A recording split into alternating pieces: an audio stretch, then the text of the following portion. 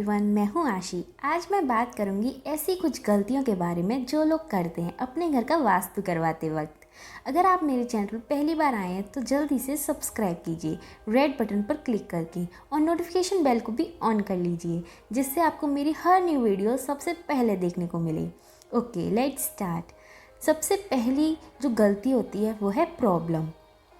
सबसे बड़ी गलती यही होती है लोगों की कि वो जब वास्तु कंसल्टेंट को हायर करते हैं तो उनसे बोलते हैं कि हमारे घर में क्या दिक्कत है, क्या वास्तु दोष है, देख लो और पूरे घर का वास्तु ठीक कर दो। बहुत लोग यही सेम गलती करते हैं, बट मैं उन लोगों से बोलना चाहती हूँ कि ये तरीका गलत है। कभी पूरे घर का वास्तु नहीं देखा जाता। जो आप प्रॉब्लम फेस कर रहे हो, आपको जो भी दिक्कत हो रही है, उसके अकॉर्डिंग ही हम सिर्फ उन्हीं जोन्स को चेक करते हैं जहाँ से वो प्रॉब्लम हो रही है। हो सकता है आपकी प्रॉब्लम से रिलेटेड जोन डिस्टर्ब हो, अनबैलेंस हो, या वहाँ कोई एंटी एलिमेंट हो। फॉर एग्ज़ाम्पल, जब आप बीमार होते हो तो डॉक्टर के पास जाते हो, तो क्या आप डॉक्टर से ये बोलते हो कि डॉक्टर मुझे देख लो और मेरे शरीर में जो भी रोग हो उसे ठीक कर दो, उसकी दवाई दे दो? नहीं, आप ऐसा कभी नहीं करते। अगर आप ऐसा करोगे तो एक नहीं, आपका पूरा शरीर बीमारियों से भरा होगा। आप हमेशा डॉक्टर के पास जाते हैं, उनको अपनी बीमारी, अपनी दिक्कत बताते हैं, आपको कहाँ दर्द हो रहा है, कौन सी प्रॉब्लम आप फेस कर रहे हो, किससे गुज़र रहे हो, जिससे डॉक्टर आपको उसी चीज़ की दवाई देता है। ठीक उसी तरह जब आप एक वास्तु कंसल्टेंट को अपनी प्रॉब्लम बताते हैं तो वो आपको उसी की रेमेडी देगा। और कभी कभी ऐसा भी होता है कि ज़रूरी नहीं है कि वास्तु के अकॉर्डिंग आपका घर गलत है और फिर भी वो आपको दिक्कत दे रहा हो, क्योंकि माँ प्रकृति कुछ चीज़ों को अपने आप बैलेंस कर लेती है। अगर हम पूरे घर का वास्तु ठीक करेंगे तो वो और बिगड़ सकता है। इसीलिए आपसे यही रिक्वेस्ट है कि पूरे घर का वास्तु ना करवाकर आप अपनी प्रॉब्लम्स शेयर करें, जिससे पता चले कि आपको वो प्रॉब्लम हो क्यों रही है। ओके, नेक्स्ट जो गलती करते हैं लोग वो है डायरेक्शन। लोग कंफ्यूज्ड रहते हैं। अक्सर ऐसा देखा गया है, जिसको लोग ईस्ट समझ रहे होते हैं, ज़रूरी नहीं है वो ईस्ट हो, वो ईस्ट साउथ ईस्ट भी हो सकती है या ईस्ट नॉर्थ ईस्ट भी हो सकती है। इसमें लोग अक्सर गलतियां कर देते हैं। जैसे मैं आपको अपना एक एग्जांपल देती हूँ जो मैंने अपनी साइट विज़िट करते टाइम नोटिस किया। जब मैं एक साइट विज़िट कर रही थी, मैंने देखा उन्होंने अपने घर में एक वॉल पर रेड कलर का छोटा सा बल्ब लगा रखा था जो 24 आवर्स ऑन रहता था। मैंने उनसे पूछा कि ये क्यों लगा रखा है यहाँ। उन्होंने बताया कि एक वास्तु कंसल्टेंट हमारे यहाँ आए थे और उन्होंने बोला था साउथ यानी दक्षिण दिशा में रेड बल्ब लगा देना, इसीलिए हमने लगा दिया। दोस्तों, यहाँ तक तो सब ठीक था, बट आपको एक मज़े की बात बताऊँ, जहाँ उन्होंने वो रेड बल्ब लगाया था वो साउथ डायरेक्शन थी ही नहीं, वो एग्जैक्ट साउथ वेस्ट डायरेक्शन में आ रहा था। साउथ वेस्ट डायरेक्शन वो डायरेक्शन है जहाँ पर रेड कलर अलाउ ही नहीं है। साउथ वेस्ट डायरेक्शन रिश्तों की डायरेक्शन होती है, और यहाँ एंटी एलिमेंट और ऑब्जेक्ट होने से रिश्तों में खलल पैदा होती है। और सही बताऊँ तो उनके घर में भी आपस में किसी की नहीं बनती थी। तो देखा आपने, एक छोटी सी गलती कुछ भी कर सकती है। और दोस्तों, आपको पता है मैंने ये सब कैसे एनालाइज़ किया, कैसे मुझे पता चला कि वो बल्ब साउथ में नहीं साउथ वेस्ट में आ रहा है? ये मैं आपको बताती हूँ अपनी नेक्स्ट पॉइंट के ज़रिए। ओके, नेक्स्ट पॉइंट है ऑटोकैड मैप यानी घर का नक्शा। तीसरी जो बड़ी गलती होती है वो है घर का नक्शा, फ्लोर मैप।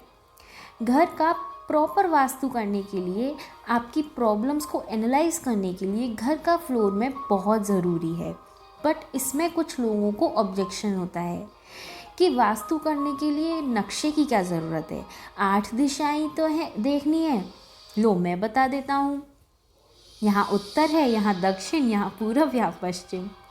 सीरियसली, क्या हम बस इतना पता होने से वास्तु के अकॉर्डिंग प्रॉब्लम्स को एनालाइज कर सकते हैं? नहीं, बिल्कुल नहीं। फॉर एग्ज़ाम्पल हम डॉक्टर के पास जाते हैं तो डॉक्टर हमारी बीमारी की जड़ तक पहुंचने के लिए हमारा एक्सरे करवाते हैं, इतनी सारी टेस्टिंग लिखते हैं जो हमें करवानी पड़ती हैं, अल्ट्रासाउंड और पता नहीं क्या क्या, जिससे उनको एग्जैक्टली पता चलता है कि हमें प्रॉब्लम क्यों हो रही है। फिर वो उसी के हिसाब से मेडिसिन्स बताते हैं। ठीक कहा ना? सेम उसी तरह हमारा घर भी एक बॉडी है। हमारे घर में दिक्कत हो तो हमें उसको भी एनालाइज करना पड़ता है। इसीलिए हम लोग सिस्टमेटिक वर्क करते हैं प्रॉब्लम की जड़ तक पहुंचने के लिए। वास्तु करने के लिए घर का नक्शा बहुत ज़रूरी है। उससे हम 16 डायरेक्शन को इक्वल पार्ट्स में डिवाइड करते हैं, जिससे किस जोन में क्या प्रॉब्लम आ रही है वो एनालाइज करने में हेल्प होती है। और फिर हम ये एनालाइज करते हैं कि कौन सा जोन एनहेंस्ड है और कौन सा जोन एग्जॉस्ट है। जैसे कि मैंने पहले वाले केस में बताया, मैं ये देख पाई कि वो बल्ब साउथ में नहीं साउथ वेस्ट में था, सिर्फ घर के नक्शे की हेल्प से और प्रॉपर डायरेक्शन की नॉलेज से। ओके, आई होप आप लोग ये समझ गए होंगे कि नक्शा हमारे लिए कितना इम्पॉर्टेंट होता है। नेक्स्ट पॉइंट है फियर ऑफ डिमोलिशन, यानी तोड़फोड़ का डर।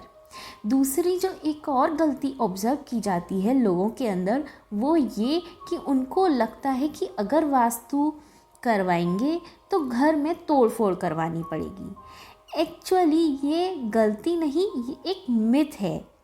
ऐसा नहीं है कि तोड़फोड़ करवानी पड़े।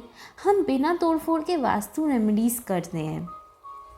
क्या आप ये सोचकर डॉक्टर के पास जाना बंद कर देते हैं कि अगर डॉक्टर के पास जाएंगे तो वो हमारी बॉडी की सर्जरी कर देंगे? हर बीमारी का इलाज सर्जरी तो नहीं होता ना। इसीलिए डोंट वरी, रिलैक्स। हम लोग इसीलिए सिस्टमेटिक वर्क करते हैं। हम तोड़फोड़ की जगह बस ऑब्जेक्ट्स को शिफ्ट करते हैं, कलर थेरेपी यूज़ करते हैं जोन्स को बैलेंस करने के लिए। अपने मन से तोड़फोड़ का डर हटा दीजिए और बस हैप्पी रहिए। ओके, नेक्स्ट पॉइंट है कलेक्ट क्लटर। दोस्तों, ये बहुत ज़्यादा इम्पॉर्टेंट पॉइंट है जो हर कोई ये गलती करता है। अपने घर में यूज़लेस सामान स्टोर करके रखना। देखा जाता है कि हर किसी के घर में स्टोर रूम्स होते हैं, कबर्ड्स होती हैं और तो और बेड के नीचे भी स्टोरेज होता है।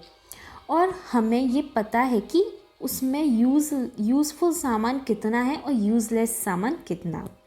कुछ चीज़ें ऐसी ही होती हैं जिनको हम स्टोर कर कर के रखते जाते हैं, चाहे वो सामान इतने सालों से काम नहीं आ रहा फिर भी।